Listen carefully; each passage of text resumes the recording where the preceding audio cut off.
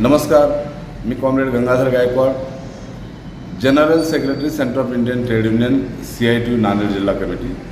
दिनांक 1 एप्रिल 2024 पासून आणि centre of Indian trade union जिल्हा कमिटीच्या वतीने तहसील कार्यालय नांदेडसमोर बेमुदत धरणे आंदोलन सुरू करणार आहोत.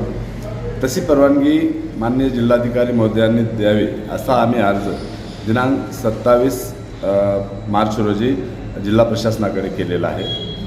दिनांक 27 जुलै 2023 रोजी नांदेड शहरासह जिल्हाभर अतिवृष्टी झाली होती. मुसळधार पावसाने थैमान घातले होते आणि त्या पूरग्रस्तांना सानुग्रह अनुदान मिळावे म्हणून CITU व जनवादी महिला संघटनेच्या वतीने आम्ही आंदोलन केले होते आणि 135 दिवस साखळी उपोषण आम्ही केलेले आहे. त्यामध्ये तहसील कार्यालय, महानगरपालिका आणि जिल्हाधिकारी कार्यालय अशा 3 कार्यालयासमोर आम्ही आंदोलन केले आहे आणि 25 वेळा आम्ही वेगवेगळे आंदोलनं केलेले आहेत.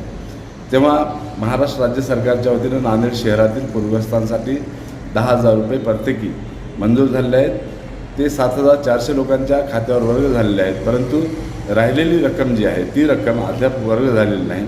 महापालिकेच्या वतीनं पंचनामे व यादी तहसील कार्यालयात सादर केलेली आहे, परंतु तहसील कार्यालय उदासीन असल्यामुळं त्यांनी पैसे आणखी अद्याप वर्ग केलेले नाहीत.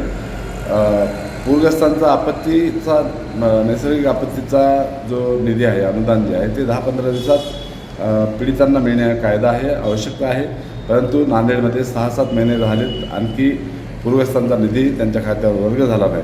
म्हणून आम्ही 1 एप्रिल 2024 पासून कॉम्रेड मारुती केंद्रे आणि मी स्वतः कॉम्रेड गंगाधर गायकवाड आम्ही तहसील कार्यालयासमोर धरणे आंदोलन सुरू करणार आहोत. धन्यवाद. इन्कलाब जिंदाबाद.